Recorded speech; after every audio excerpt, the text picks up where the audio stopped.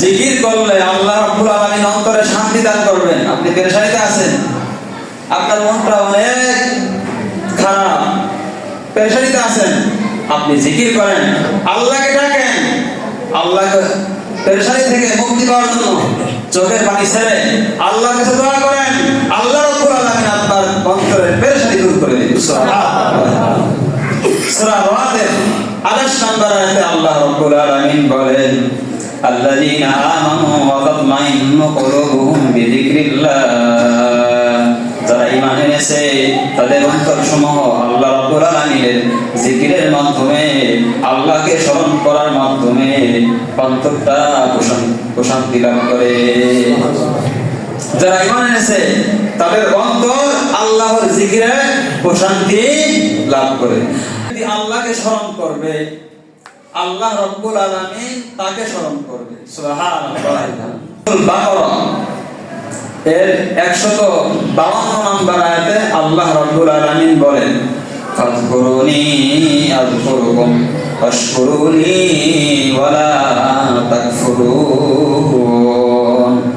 তোমরা আমাকে স্মরণ করো, তোমরা আমাকে স্মরণ করো, আমার জিকির করো, আমি আল্লাহ রাব্বুল আলামিন আযকুরুকুম তোমাদেরকে স্মরণ করব।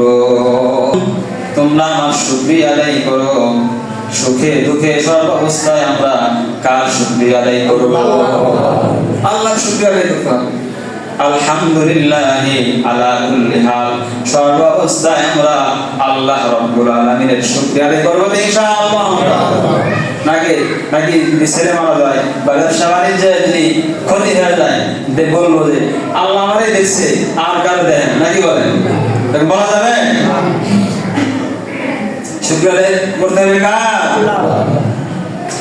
ওয়াশকুরুনি ওয়ালা তাকফুরুন। তোমরা আমার শুকরিয়া আদায় করো, ওয়ালা তাকফুরুন, তোমরা আমার না শুকরিয়া করো না, অকৃতজ্ঞ বান্দা বান্দী হয়ো না। এখন আল্লাহকে মনে মনে স্মরণ করব, আল্লাহ রাব্বুল আলামিনও আমাদেরকে মনে মনে স্মরণ করবেন। আর যখন আমরা মাজলিসে আল্লাহকে স্মরণ করব, আল্লাহ রাব্বুল আলামিন আমাদের থেকে উত্তম মজলিস অর্থাৎ ফেরেশতাদের মজলিসে আল্লাহ রাব্বুল আলামিন আমাদেরকে স্মরণ করবেন। সুবহানাল্লাহ। সহিহ বুখারী 7405 নম্বর হাদিসের বর্ণনা। قال رسول الله صلى الله عليه وسلم, রাসূলুল্লাহ সাল্লাল্লাহু আলাইহি ওয়াসাল্লাম বলেন, আনা ইনদা যান্নি আবদি বি ওয়া আনা মাআহু ইযা যাকারানি। আমি আমার বান্দার ধারণা অনুযায়ী তার সাথে মুআমালা করে থাকি। ওয়া আনা মাআহু ইযা যাকারানি, যখন বান্দা আমাকে স্মরণ করে আমি তার সাথে থাকি, আমি তার সঙ্গী হয়ে যাই। ফাইন যাকারানি ফি নাফসি, বান্দা যদি আমাকে মনে মনে স্মরণ করে, যাকাতুহু ফি নাফসি, আমি ওই বান্দাকে আমার মনে মনে আমি স্মরণ করি। ওয়া ইন যাকারানি ফি মালাই যাকাতুহু ফি মালাইন খায়রিন মিনহুম, আর বান্দা যখন আমাকে কোন মজলিসে স্মরণ করে, আমি আল্লাহ রাব্বুল আলামিন তাকে উত্তম মজলিসে অর্থাৎ ফেরেশতাদের মজলিসে স্মরণ করি।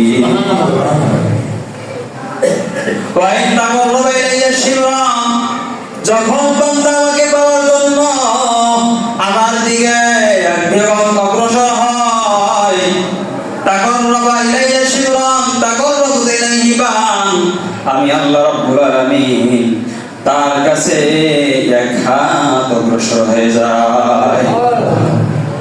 ওয়া ইন তাকাররাবা ইলাইয়া যিরান তাকাররাবু ইলাইহি বান, আর বান্দা যখন আমার দিকে আমাকে পাওয়ার জন্য এক হাত অগ্রসর হয়, আমি আল্লাহ রাব্বুল আলামিন বান্দাকে আমার কাছে নেওয়ার জন্য এক গজ অগ্রসর হয়ে যায়।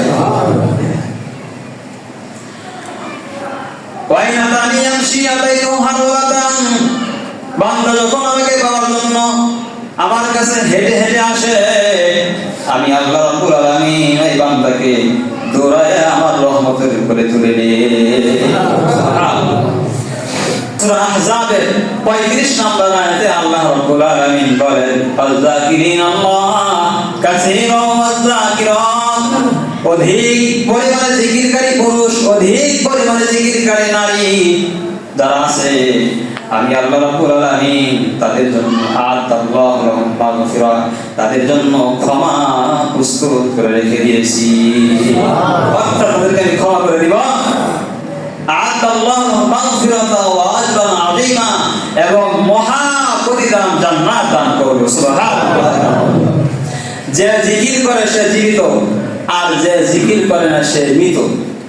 এজন্য আমরা কি মৃতদের দলে থাকবো নাকি জীবিতদের দলে? আল্লাহ রাব্বুল আলামিন আমল করার তৌফিক দান করুন।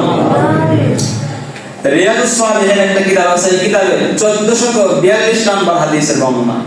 قال رسول الله صلى الله عليه وسلم, রাসূলুল্লাহ সাল্লাল্লাহু আলাইহি ওয়াসাল্লাম বলেন, মাসালুল লাযী ইয়াযকুরু রাব্বাহু ওয়াল্লাযী লা ইয়াযকুরু রাব্বাহু কামাসালিল হাইয়্যি ওয়াল মাইয়িতি। যে ব্যক্তি রব্বুল আলামিনকে স্মরণ করে, রব্বুল আলামিনের জিকির করে, আর যে ব্যক্তি রব্বুল আলামিনকে স্মরণ করে না, রব্বুল আলামিনের জিকির করে না, এই দুই ব্যক্তির উদাহরণ হলো মৃত আর জীবিতর মতো। অর্থাৎ যে ব্যক্তি রব্বুল আলামিনকে স্মরণ করে, রব্বুল আলামিনের জিকির করে, সে হলো জীবিত। আর যে রব্বুল আলামিনকে স্মরণ করে না, যে রব্বুল আলামিনকে ডাকে না, সে হলো মৃত।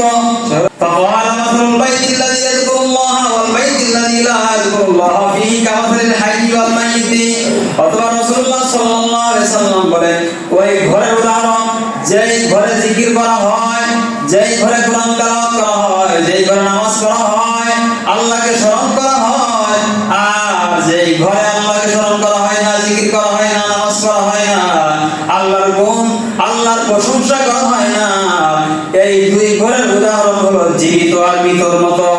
অর্থাৎ যেই ঘরে জিকির হয়, যেই ঘরে কোরআন তেলাওয়াত করা হয়, যেই ঘরে নামাজ পড়া হয়, ওই ঘর হলো জীবিত। সুবহানাল্লাহ।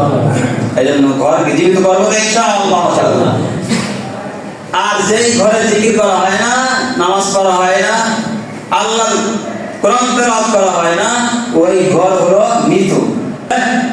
নিজেরাও ইনশাআল্লাহ জীবিত এর অন্তর্ভুক্ত হওয়া এবং ঘরকেও জীবিত রাখবো ইনশাআল্লাহ। তাহলে কি করতে হবে? জিকির করতে হবে। আল্লাহ রাব্বুল আলামিন আমল করার তৌফিক দান করুন। তাহলে সর্বদা আমরা কাকে স্মরণ করব? আল্লাহ রাব্বুল আলামিন আমাদেরকে জিকির করা, অধিক পরিমাণে আল্লাহকে স্মরণ করার তৌফিক দান করুন। সকলে আমিন।